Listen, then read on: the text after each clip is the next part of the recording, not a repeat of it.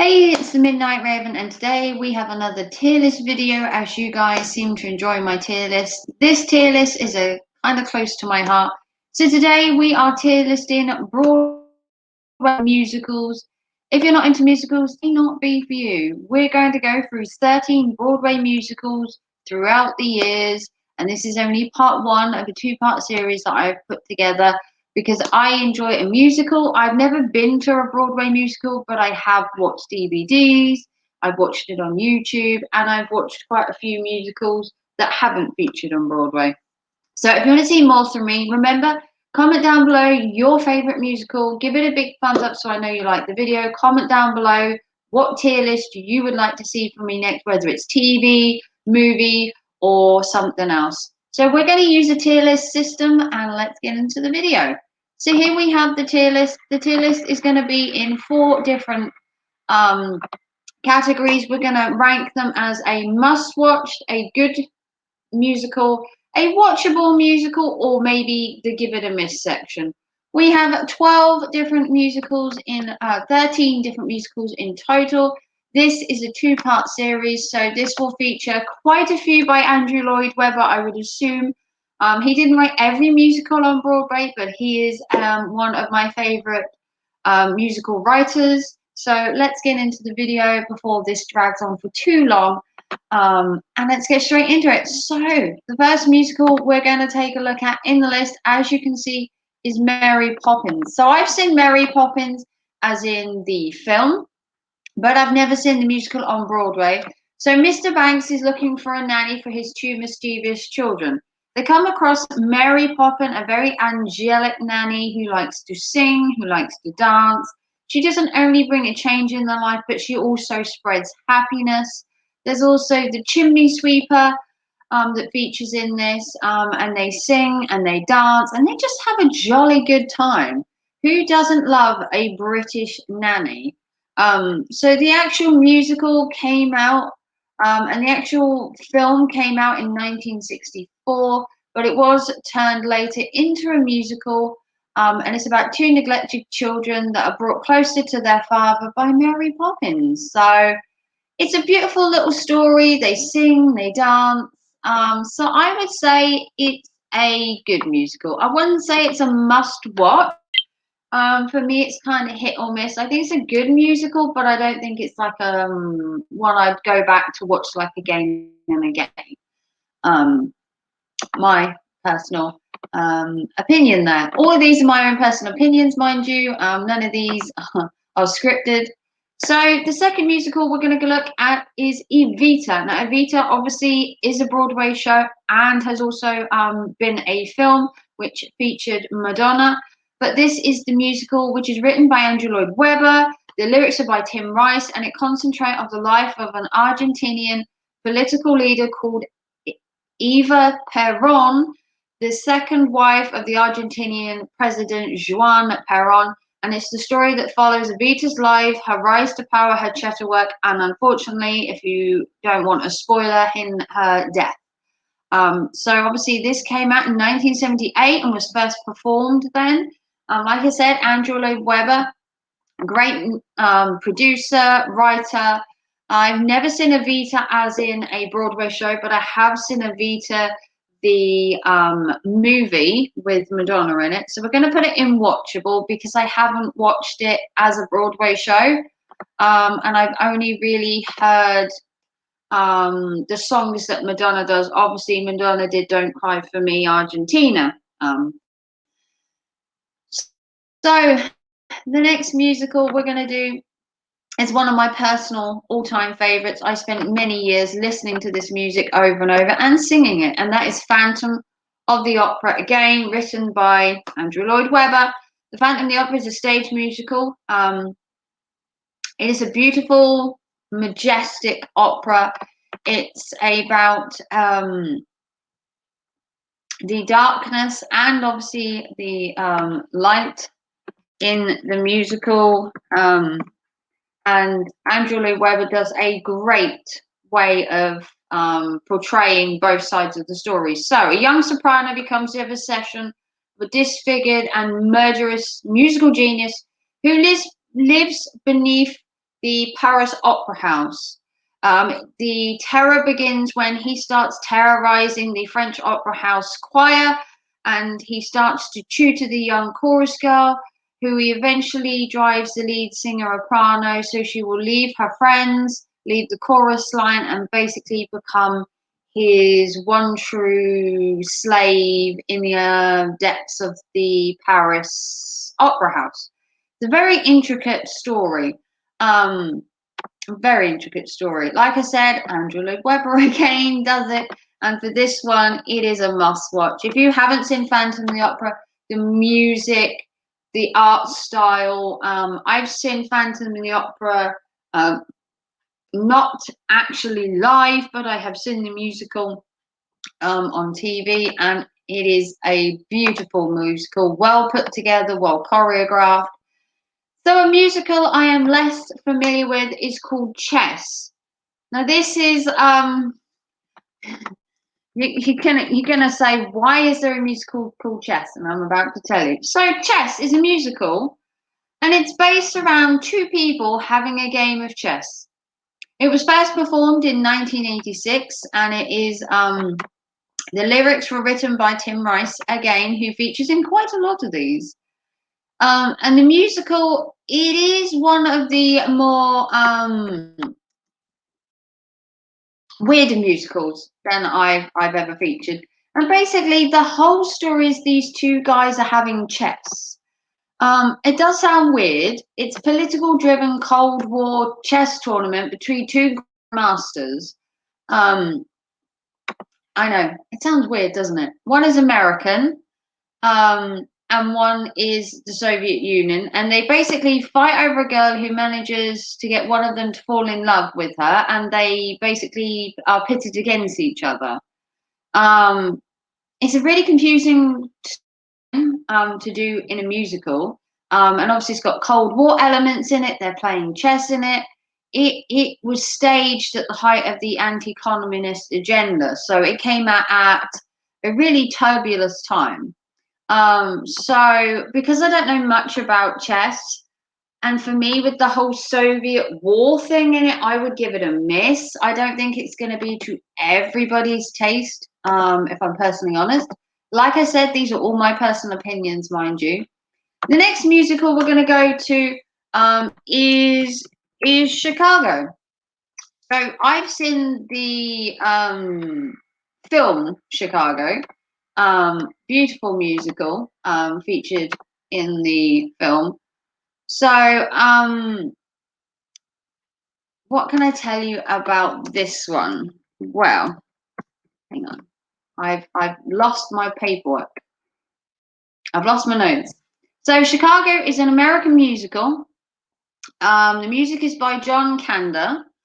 And for me, I've seen the musical based as as a actual movie, not as on Broadway. It's the longest running musical revival. And basically it's all about a club, and it's not one of the ones that I've been drawn to watch per se. They do have some really nice music in it, and it's all about a theatre, and really it's not one I know too much about to tell you. So for that, we're going to say that it's watchable on the fact that I don't know much about it.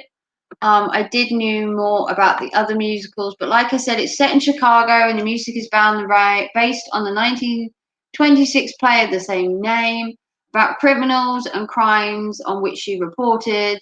The story is a satire on corruption in the administration of criminal justice. So it's a weird topic to do a musical on, basically. Another weird topic. So the next one we're going to look at is Guys and Dolls. So Guys and Dolls is a musical, again, written and composed by Frank Lucia. I think we can say it's Lucia. I'm not the best one pronouncing. So basically, Nathan Detroit, who features in it, Basically has a few options for the location of his big craps game, needing £1,000 to pay the owner to host the game. Sky Manderson gets victorious Sarah Brown out on a date, and despite some resistance, Sky negotiates a date with her in exchange for bringing people into her mission. Meanwhile, longtime fiance Nathan wants to go to legit and marry her. So this is like a gangster gambling kind of guys and dolls, kind of men, women kind of thing. Yeah, it's basically the storyline of two sides of a gang, basically a woman. It's a romantic musical, kind of a comedy, a romance. I've never seen Guys and Dolls myself. I don't know whether it would be for me. I kind of think it's a miss one for me. It's not one that I've really been, like I said, drawn to watch before. So the next musical is Jesus Christ Superstar. Now, I haven't seen the stage production of this, but when I was in high school, I sung the entire Jesus Christ Superstar in a concert, and learnt the entire production. So Jesus Christ Superstar is a 1970s rock opera written by Andrew Lloyd Webber again. Initially unable to get back on stage for production, the composer released it as a rock opera album musical. The success of the album led to the Broadway stage in 1971. So, the Jesus Christ Superstar, for me, was a brilliant musical. I enjoyed singing every minute of it. Obviously, back in the day, you had Jason Donovan, who basically this story tells the story of the last 7 days of Jesus Christ's life. As the show opens, you meet Judas Iscariot, who is growing concerned that Jesus' followers will be perceived as a threat to the occupying Roman emperor. And this is basically a musical depicting the last 7 days of Jesus' life before he dies. So you've got Jesus Christ and his Technicolor Dreamcoat, Jesus Christ Superstar. It's a beautifully heartwarming musical. It's got some sadder songs in there. So I'm not religious in any way, but I would say it's a watchable one just based on the music and the storytelling in it. Okay, next we have Miss Saigon. So I have watched the movie Miss Saigon, but I've never watched the Broadway musical. So Miss Saigon is a musical by Claude Michel, and it is based on the Giacomo Puccini's 1904 opera Madame Butterfly, and tells a similar tragic story of a doomed relationship, including an Asian woman abandoned by her American lover. So it's a very heartwarming, touching musical. It was first performed in 1989, and it basically tells a story of this Oriental woman abandoned by her American husband, and then it explores the end of the Vietnamese War with an ill-fated romance, which sounds terrible, doesn't it? Sounds really upsetting. But I'd say Miss Saigon is a good one. I've seen the film Miss Saigon. I haven't seen the musical, and it was kind of touching to me how heartbroken she was. So the next musical is one that I haven't seen the musical for, but I have seen the movie, and that is My Fair Lady. So this is a beloved musical about a pompous phonetics professor, Henry Higgins, who is so sure of his abilities to take upon a Cockney working girl to turn her into a high-cultured member of society. So this is taking a lower class woman and teaching her to be proper and refined so that she can join the world of being a refined citizen compared to the common peasant girl that she is. Let me put myself on screen for a sec. So this musical for me is really good. It teaches you a lot. This came out in 1965, and it basically teaches you that it doesn't matter who you are.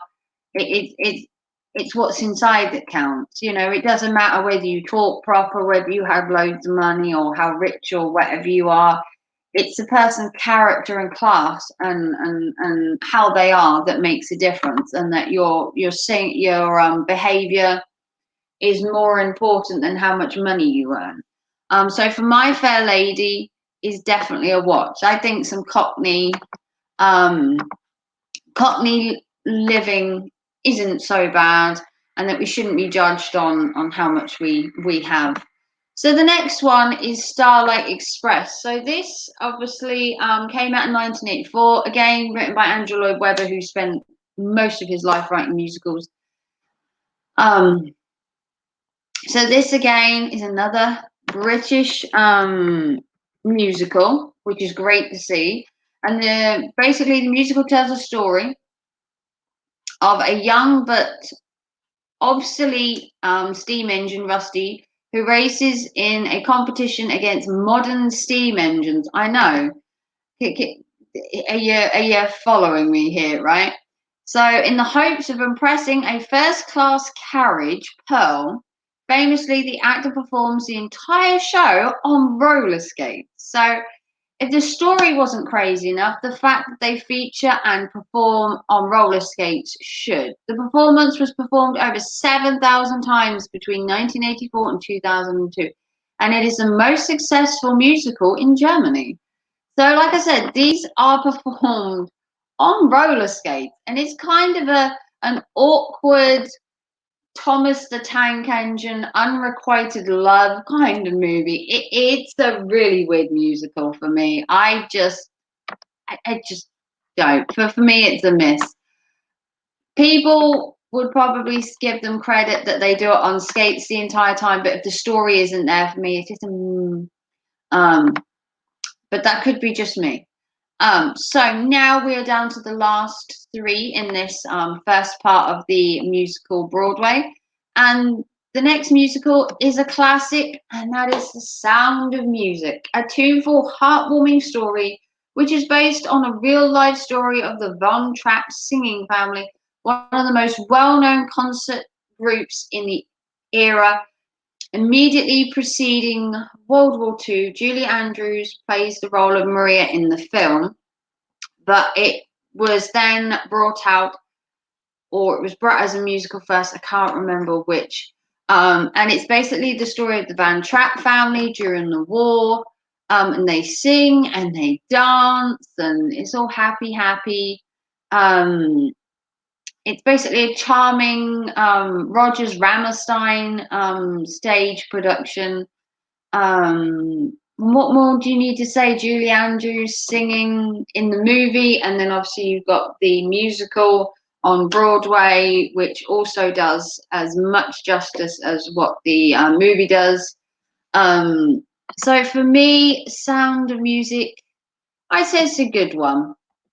I wouldn't say it's one I want to see over and over, because there's only so much The Hills Are Alive with The Sound of Music that you can take in one sitting for me. Okay, another one. West Side Story came out in 1961, and the story behind this is lovers Marie and Tony find themselves entangled in a bitter battle between their gangster families. Knowing this feud will lead to disaster, Marie sends Tony to end the fight. And if you know the storyline to this, you will know that it doesn't bode well. This is a tragic Romeo and Juliet kind of story with the two gangs, the Jets and the Latino Sharks, warring between each other. Their love is stuck in the middle because she is of one side and he is of the other, and you are not meant to date between the gangs, but they're so in love with each other. And it is a beautiful story. Now, I haven't seen West Side Story on Broadway, but I have seen the film, and it is a very sweet film. So we're going to put West Side Story in watchable. And then the last one today is Wicked. So Wicked is a Broadway musical. Again, it is composed by Stephen Schwartz, and the musical with the lyrics from Schwartz was actually a book written by Winnie Holtzman. Um, and the story is showing you this is to do with, I've lost my notes again. It's the Good Witch Glinda of Oz reported that the witch Elfa is dead and they used to be friends. It's the memory and story of their lives. So it's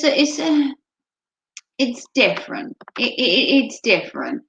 So it's using the witch from the Wizard of Oz, and the whole storyline for me is not really my cup of tea, but everyone can enjoy a musical. But for me, the musical isn't really my kind of cup of tea, this one.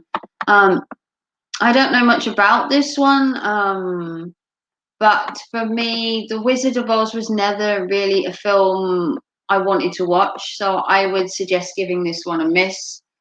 But that is my musicals part 1. So if you like this video, please feel free to give it a big thumbs up. If you'd like to like and subscribe, if you'd like to like and subscribe, if you'd like to comment down below your favorite musical, and there's a part 2 coming up of this in the coming week. If you want to see more tier lists, comment down below what your favorite tier list was. Here is my end result. You've got Phantom of the Opera and My Fair Lady as my top.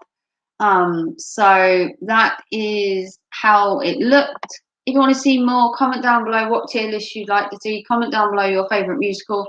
Like and subscribe. Big thumbs up, and I'll see you soon for another video. Take care and thanks for watching. Bye.